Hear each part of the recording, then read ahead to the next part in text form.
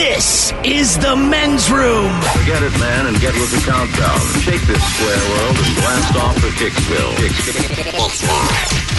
The drippers, the grasshoppers, the hip ones, all gathered in secrecy and flying high as a kite. You're listening to the men's room with Miles and Thrill. We say hello to our friends on Bayou 95.7 in New Orleans, joining the program now, as well as our friends at 98 Rock, California's rock station in lovely Sacramento, California, and at New Rock 96.9 The Fox in beautiful Appleton, Wisconsin. Big show for you today as the return of Ted versus the FCC is coming up. Here come the bad jokes. We'll drink a toast with a shot of the day and profile this also coming up. Our question today: what happened with a gun as a flying gun got lodged in a bumper of a passing car along I-5 south of Seattle? The flying gun became lodged in the front of the car on Wednesday afternoon. Driver was heading south when he saw a black object in the air strike the front of his car. This, according to Trooper Guy Gill. Guy Gill. Who has amazingly white teeth. The whitest teeth I've ever seen. The whitest teeth we've ever seen on a man. The driver said it didn't seem to make a big impact on the car. He had no idea. He kept on driving. Right. All right. He made it about 18 miles, but when he stopped for gas in Olympia, surprised to find the handgun was lodged in his front bumper. So you should be surprised. The driver called 911, and he was just kind of like everyone else, saying, "This is so strange, but I believe I struck a firearm, and it is still stuck in the front of my vehicle." Technically, I think he should have called 311. And I say this because 911 makes it very clear. Just call us for an emergency. That's not really emergency. And in 23 years, Trooper Guy Gill says this is among the strangest things he's seen in his lifetime. So that's what he said. But we're about to talk to a man who you can see his smile even when his mouth is closed. You can hear it through the air, the radio airwaves. He turns on his searchlight by smiling. What do you call that? Way. What do you call that when someone's eyes just sparkle like that? You have a term for that, right, Robin? It's I do. A gum term. You know when that sparkle shoots out your mouth.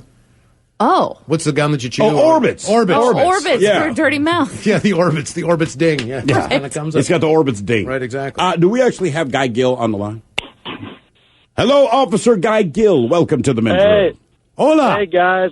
I apologize. I would have called in earlier, but I was too busy bleaching my teeth, so I apologize. Attaboy, Guy. I believe you. Attaboy. Look, man, we looked at your picture. You have the whitest teeth for an adult male on the face of this planet. What do you do? And don't just say you brush, because it cannot just be that.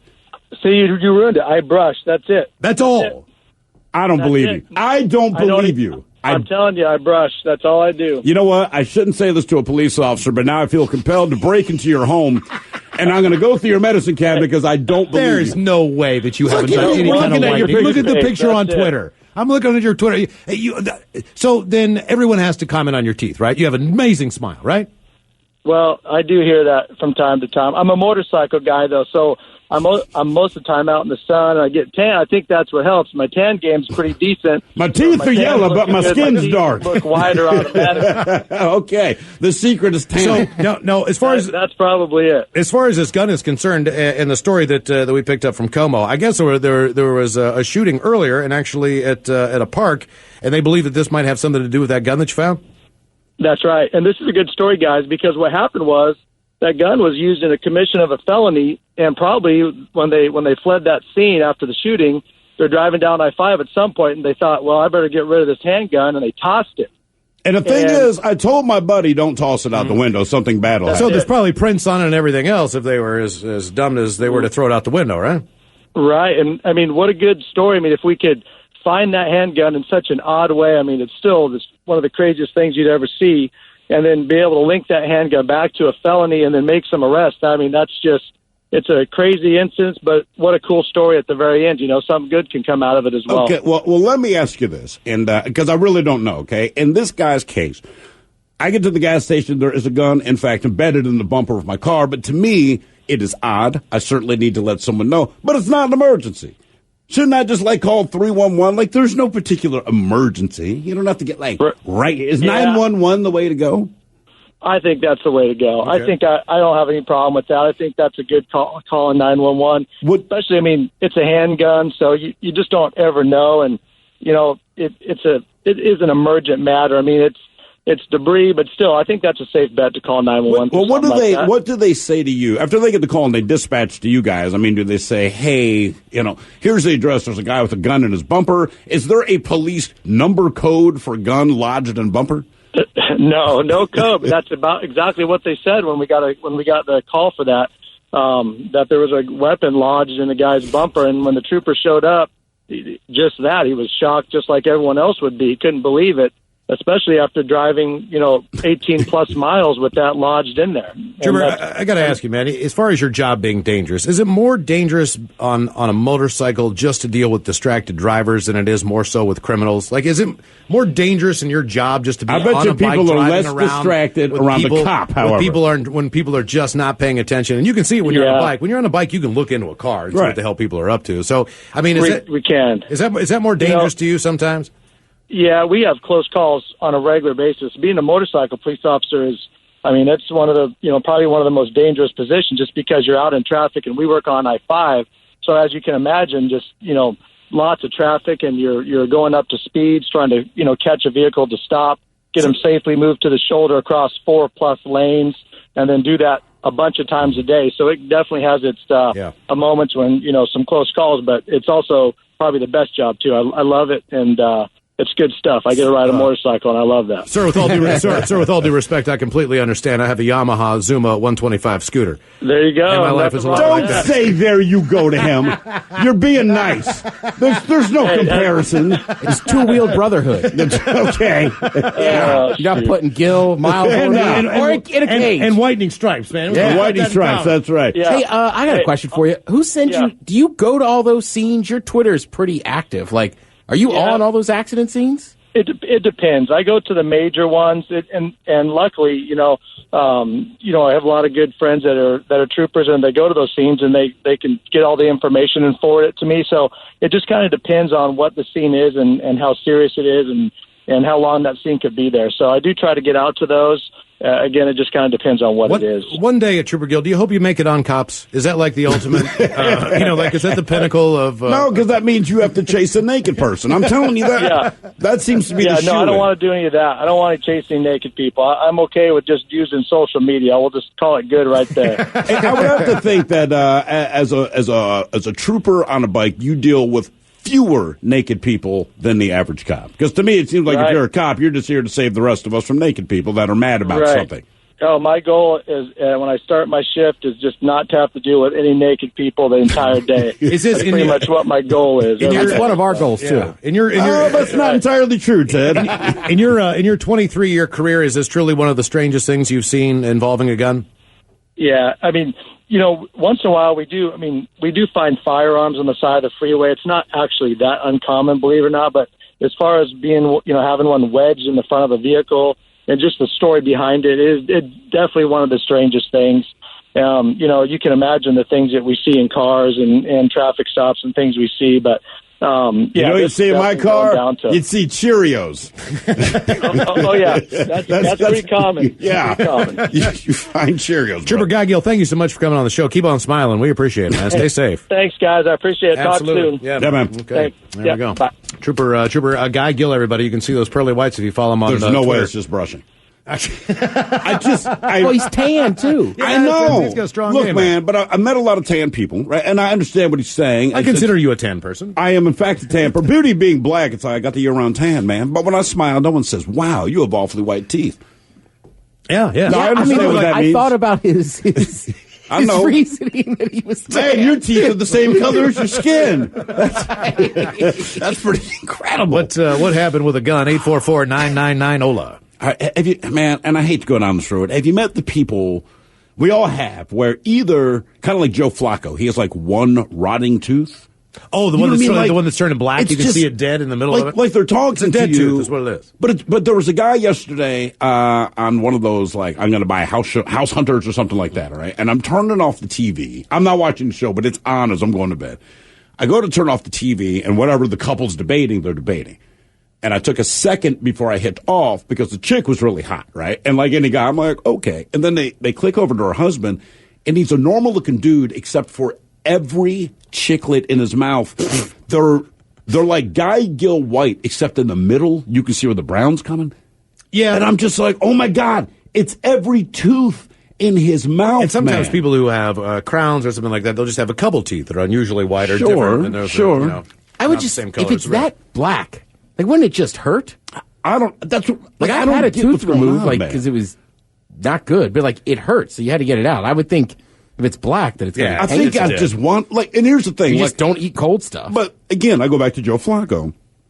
You're making like $100 million a year. Mm-hmm. So you don't have the excuse that most people have about not having the money to get this, Yeah. because there's no way you don't notice that one of your teeth is 18 shades darker than the rest of Wobbin, them. what is the stuff that I just bought to try to get my teeth as white as Trooper Guy Gill? What is it? What is it called? Is it the charcoal Yes. powder? Okay. Oh, now, yeah. Should we do some before and after photos, and then we'll send them to Trooper Gill, and he can see how my We whitening should, process yeah, goes down? Yeah, I I'm will, sure he's seriously. very curious to know. It's supposed to come he's down not here. busy at all. No, so. no. But I want to challenge his pearly Yeah. whites. You know what I'm saying? Like, Oh, you're going to do the Guy Gill yeah, I'll challenge? send him some. People swear by it. That's right. Who? But wait, what's your time period? All right, if we I say- don't know. I haven't got it 6 yet. months? You Is it can 3 use months? You can use it daily No, I know And that, but I'm people saying to say- get Guy Gill white. My teeth. to get Guy Gill white. Yeah, I'm not saying been a long musical road for taste. you. I mean, yeah. I'm not positive how we're going to do this either.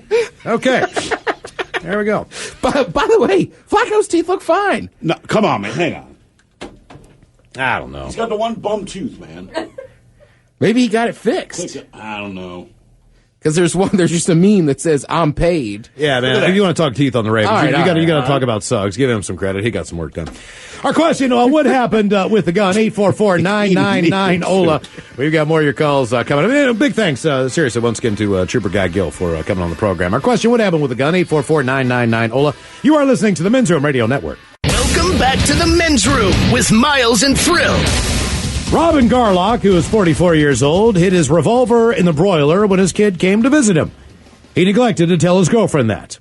She preheated the oven for something that she planned to cook later that evening. Then she heard a gunshot. Then more gunshots. She ran for cover and called Garlock, who faced a grim situation. It's too hot. Warren Police Detective Wayne Mackey told the newspaper the gun literally spun around because it's going off. He was burned as he tried to retrieve the gun and got shot twice by the gun spinning in the oven. And that's why you don't do that. Our question: what happened with the gun? 844-999 Ola. We got a couple of comments here, and they cover a wide range of topics. They talk about rotten teeth, which we just talked about, Trooper Guy Gill, and then back to the question. Okay. So with the rotten teeth, we're talking about you see the person where all the chiclets are white, and then there's that one that's just brown. Or if you want to make it sound fancy, let's just say it's taupe. Right? Can we say it's taupe? Oh, look at that pretty taupe tooth. Says, I have a dead tooth. After a while, the root dies, and it doesn't hurt at all, but tiny pieces break off. That's got to be fun. And the nerve dies, then so does the tooth. It only hurts once it becomes infected. You can go years and years with it discolored. All right, so that explains that. Trooper Guy Gill, one of the stories we had today to set up the question was about essentially a guy found a handgun embedded in the bumper of his car. He calls the cops. They come to get it. But one of the guys that showed up on the scene, a police officer by the name of Guy Gill, Yes, was a pretty massive following on Twitter. But more than that, when we clicked on his Twitter page, it's a picture of him. And we're like, God damn, he's got some white-ass teeth. So some people with Trooper Guy Gill, first they say, Trooper Guy Gill was awesome. You need a segment with him. So there's that. And then it says, I just went to his Twitter page. You aren't lying about his teeth. See? Guy, you got some white-ass teeth. All right. Now back to the question, what happened with the gun? I was a correctional officer at a maximum security men's prison. Every now and then, I would fill in for other officers. This one time, I was coming off a double shift. Before the tower officer can leave the post for the next officer to go up, all weapons must be unloaded and ammo accounted for. For the life of me, I couldn't get the rifle unloaded and ended up blowing a hole through the roof of the tower. I was never stationed in the tower again after that. This one I like. It says, I can't tell my story because the statute of limitations is not up, but it's a good one, and it's not my fault, Your Honor. We were partying at a house and that had a guinea pig. Now, we got to talking about how people raise animals at farms that you can just go and hunt. And somehow the conversation went around to, hey, we could raise guinea pigs and then charge people to hunt them on our property. Somebody let the guinea pig loose running across the living room floor. Then another person said, get it! So I pulled out my pistol and I shot it. Not really. I was drunk as F and I missed. Oh. The guinea pig farm. There's money to be made. I can feel it. What happened with the gun? 844-999-OLA. Hello, Brent. Welcome to the men's room. Hola. Hola. So I do apartment maintenance and got a work order for a garbage disposal that wasn't working. A few days went by before I got it. So I go up to this woman's apartment. I'm knocking, yelling out maintenance. Nobody answers the door, and she gave us permission to enter if she wasn't home. So I slip my key in the door, and I'm yelling out maintenance, and I get the door about halfway open, and I have a shaky .38 caliber revolver in my face. Oh. So what are your next words? Well, I instantly hit the ground, and I'm looking. I've got my hands up, and I'm just, maintenance, I'm here. And come to find out, she completely forgot about letting us in when we had work order, and she thought somebody was trying to break into her place. I'm glad you didn't get shot. Needless to say, I had to change my shorts after that. Oh, you did? You actually got so scared you crapped yourself? A little bit. Huh. A little bit's a lot. Because we've always speculated about what it would take to get to that point where you seriously would just lose control of your bowels. Well, especially since I wasn't really expecting it. So no, but that's what I mean. That would be the scenario. Yeah, and that's what happened.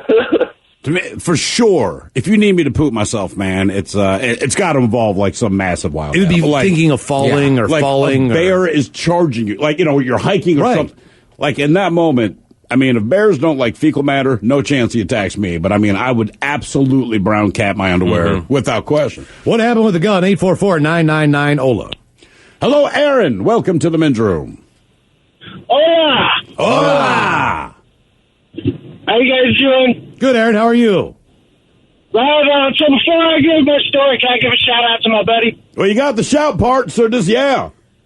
Okay, sweet. Adam on to him if you're listening. What's up? Okay, so anyway, my story is first, you guys got to know I have a huge obsession with fire, like ever since I was a little kid.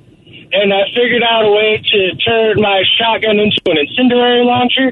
And everybody kept telling me that I shouldn't do it. It's crazy. It's going to backfire. But I did it, and it worked pretty magnificently. Unfortunately, I didn't get to blow anything cool up. I just shot some, tree trunks. But so you said you're going to change your shotgun to fire incendiary devices, but everyone kept telling you, hey, man, that's a bad idea. But you are a self-admitted pyromaniac. Oh, yeah. My mom even admitted that when I was, little, she was literally afraid to go to sleep because she thought I was going to burn her alive. What do you do for a living? Jesus Christ, why would she think that? It was baptism. Because if I was left alone for even half a second, I was messing with matches and stuff. I caught the living room rug on fire so many times. Yeah. Aaron, were you a hyperactive kid, maybe? Oh, yeah, they had me on, what was it, friggin' Ritalin and friggin' all kinds of antidepressants and stuff because apparently I'm crazy. I don't know. Are you still on those drugs? Says the guy that wanted to have his shotgun fire incendiary devices. Oh, yeah, hey, it was a great idea. It was magnificent. The best way to start a bonfire. How early on did you start taking those drugs, if you don't mind me asking? Honestly, I think they started making me take them when I was 4. Okay, and how long did you have to take them for? I quit taking them when I was 16 or 17. Okay, so you're off them now. Oh, yeah, I haven't been out of it friggin' 13 years. Okay, all right. Yep. So what happened with your shotgun incendiary device? The first time you fired it, when did you say, yes, this is awesome, I've done it? When I did it. Because, like I said, I just went out in the woods and there was this spot where everybody would go to shoot at, and it was just a big hole in the ground with a bunch of rocks, and I'm well, I can't really burn the rocks. So I friggin' shot one of those, and then I tried it again because it worked. I was magnificent, I have to try it. And then I shot this tree trunk that was coming up out of the rocks on the side of it. It was just the old stump, a storm had come and snapped it in half or whatever. Okay. I only had 2, otherwise I would have done it all day, but I only made 2 projectiles. Okay, are you a fireman now? No, I'm an iron worker. All right. Okay, so you still work with fire. You got a little bit of heat going on. Sure, absolutely. What happened with the gun? 844-999-OLA. Most people do, to some degree, follow a passion. So my buddy Bernie, right? He runs a landscape company, and he's got a big plot of land in kind of southern PG County, almost southern Maryland. So every year, once a year, they have this massive fire, right? So kind of like this guy, he likes fire a little bit, but it's plenty, there's plenty of room. So they build this thing, man, and I mean, it's got to be 30 feet around. All right. I mean, it's one of the biggest damn fires you ever seen. And same thing, man. Like one year they did like an archery with a flame on it because they put like gas and stuff on it. And they just said and then one year they just like shot a flare into it. But I mean, to start it. Right. And everybody's, 100, 200 feet back. Well, of course. So nobody's in danger. But I mean, it is cool looking. I bet it is. Yeah. It is awesome. Yeah, man. Especially like, what's that? The Viking funeral? What was you were there for the last night of Burning Man, right? When they burned that thing. Oh, when they burned the man? Yeah. Well, I mean, that had to be the highlight of your fire experience, right? I think you could hear it in my voice right there. It is amazing. How big is this thing?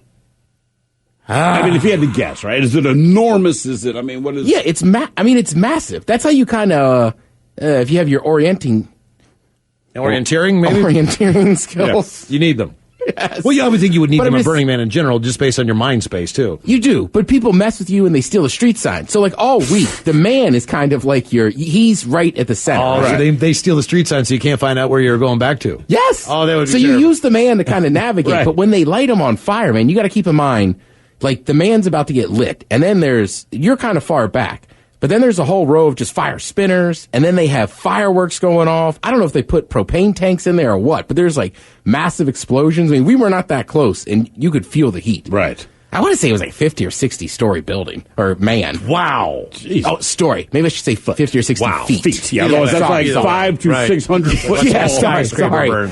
What happened with the gun? 844-999-OLA. They burn a lot of stuff during the week too, Miles. Yeah, called weed.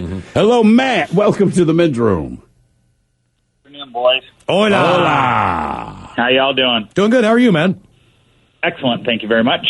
So I'm traveling north on 405, and I'm going to the gun range, and I get pulled over by an officer, and he comes to the window. He's on the passenger side. What happened to your phone? There you go. Now you're back. Go ahead. Sorry about that.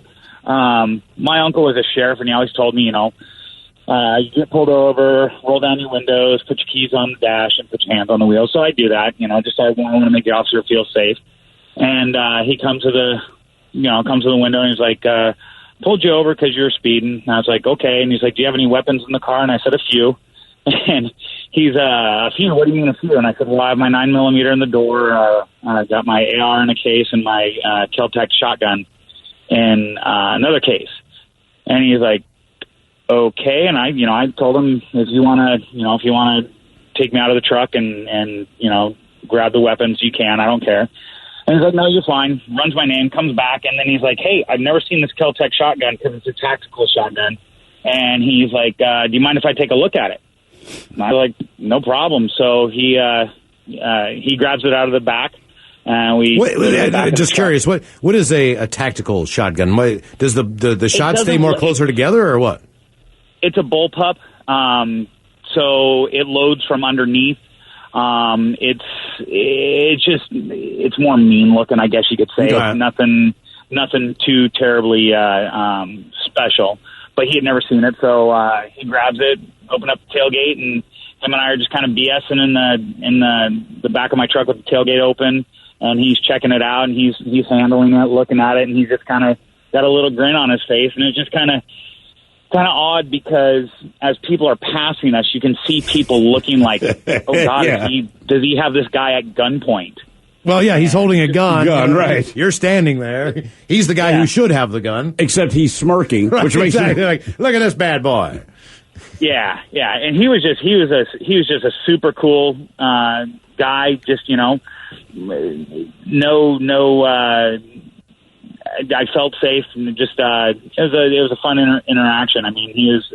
You don't hear that often when getting pulled over. No, you don't. In the end, it's a pretty fun interaction. Oh, let me see. I've never seen a 5-pound bundle of weed. Oh, here, let me show you. That is very cool. Look at that. I'm glad you asked him about the tactical thing, because I have an Israeli tactical scarf. Scarf? A Israeli tactical scarf. Yeah, what makes it tactical? But I say that all the time. I'm not positive. Is it just the way I wrap it and wear it makes it tactical? I don't know. You know the scarf. He's talking about a tactical firearm. You're like, hey, as far as tactical gear you're talking about goes, an accessory. I have a tactical scarf. Yeah.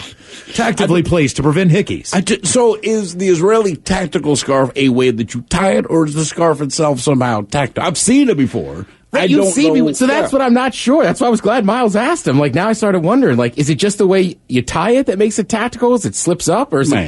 I mean, I don't think I could hurt anybody with it. Just a scarf. That's what I'm saying. I just like how you got into that conversation. Like, yeah tactical stuff. Tactical stuff, dude. Israeli tactical We're scarf. out there on two wheels. We got tactical scarves.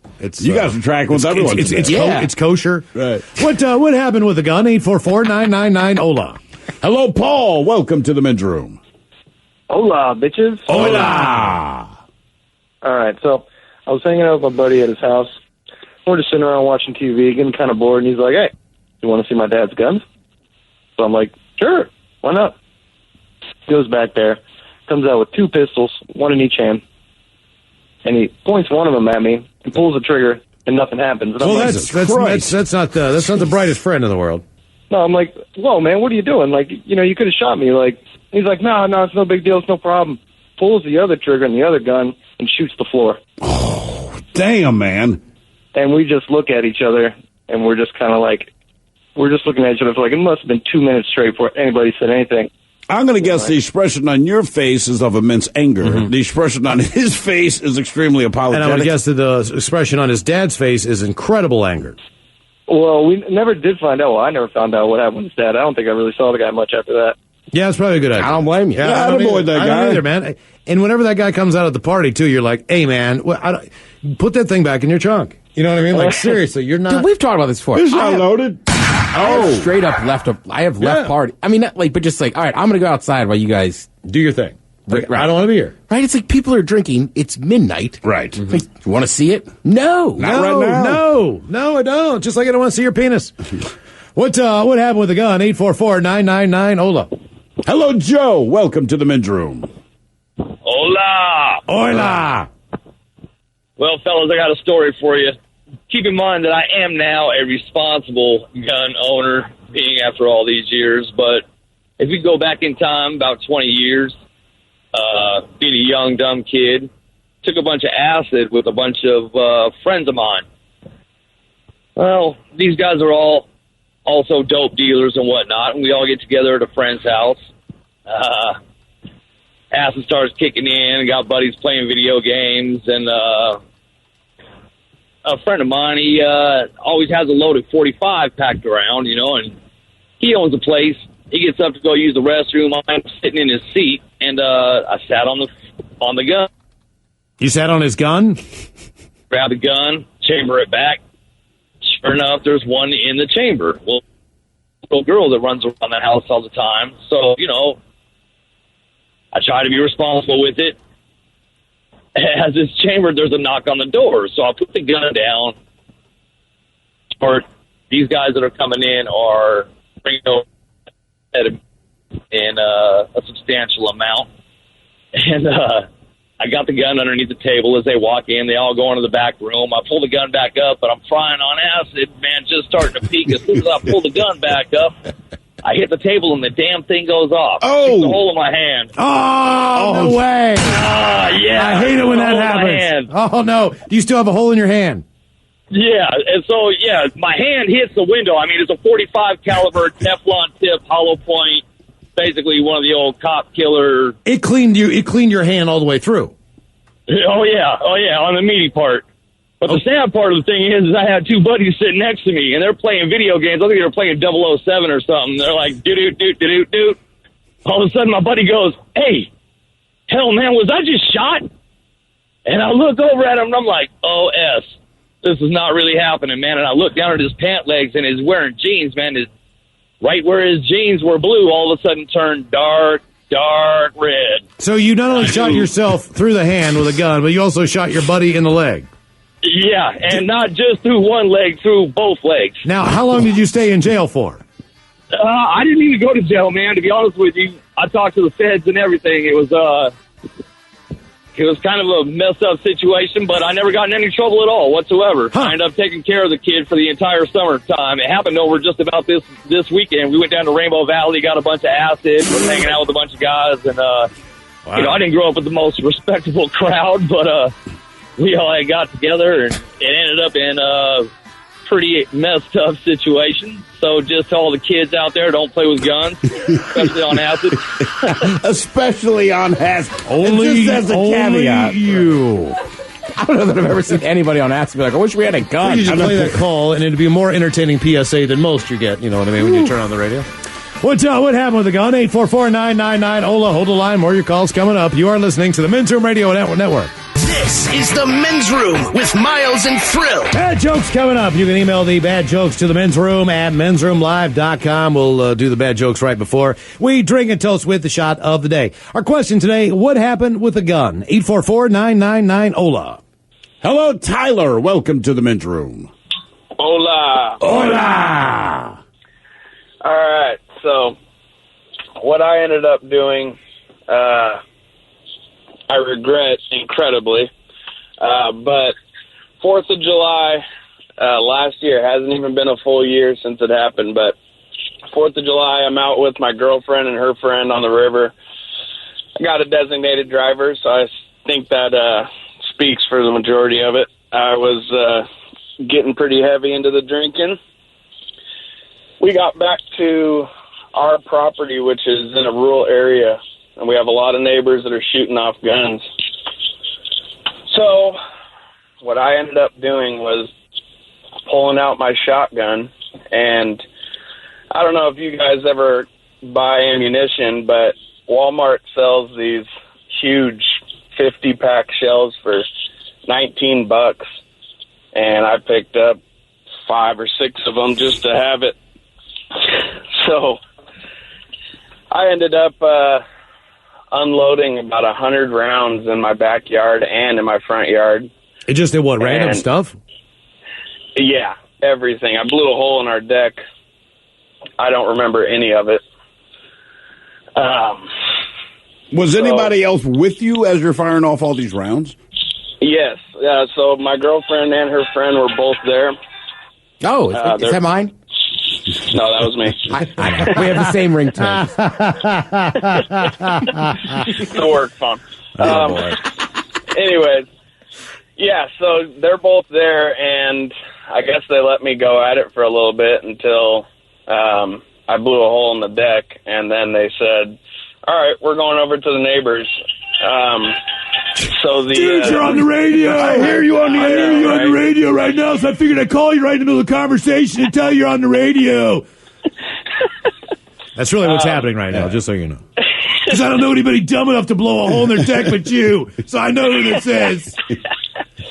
So they let me go at it. They went up to the neighbor's house, who I'm not a huge fan of, and I hear you too, man. Dude, What you're is on the going air. on at your work? You're on the air, man, dude. You're telling the story about shooting a gun through your deck, then going to your neighbors, dude. This neighbor comes back down with, and they were with them. They were just standing out in the front yard, but he knocks on my door, and I had the shotgun, and I guess it just stuck in my hands. I opened the door. Like I said, I'm not a big fan of the guy. I just placed it on my deck railing and said, what the F do you want? And that's when he turned around and said, oh, never mind, and called the cops. So this whole time, I ended up locking all of my doors because they were obviously upset with how out of hand I was getting. And once I locked all the doors, right before I went and laid down in bed, I unlocked the front door, and I guess I just went and passed out. I had all this had to be told back to me because I was gone by the time we left the river. Do you still drink? I don't. That changed my drinking. Yeah, I was going to say that would probably be the game changer. You know what I mean? So I'm guessing the cops came in the front door? The cops did not come inside. Oh. So, I mean, this was, I mean, I know we've had a lot of cop shootings and all that, but there was a few cop shootings that I could recall that were pretty big nation news. And dude, you're on the air. I'm listening to you right now. Just figured I'd call you, man, talk to you while you're talking to them. I've tried to call you now 7 times, so your friends are still as dumb as you were then. Okay. I think all right, I understand. But yeah, the final of it was once the cops got there, the front door was unlocked, and they did not try to enter the house. But I woke up about, I think, 2 or 3 a.m. That night or the next morning, and ended up looking at this missed call from an unknown number. Left a voicemail. I checked my voicemail, and it's King County Sheriff telling me to come outside with nothing in my hand. But it's a missed call. Left a voicemail. They had to leave a voicemail. I am out in front of your home right now, and He was. Okay. He absolutely was out in front, and my neighbor let me know, because he was the one that was down there with them since he called. He said, dude, they had all their tactical vests on. There's a couple guys with sniper rifles pointed into your windows, and there's a bunch of them with assault rifles that were ready to go. And he said, if you walked out that door, I was certain they were going to shoot you. They probably would have. Good times. Happy July 4th, by the way. Right, exactly. Just last year, as a matter of fact. Dude, I hear you on the air, man. You're talking to him right now. Hola! The shenanigans continue on the Men's Room Radio Network.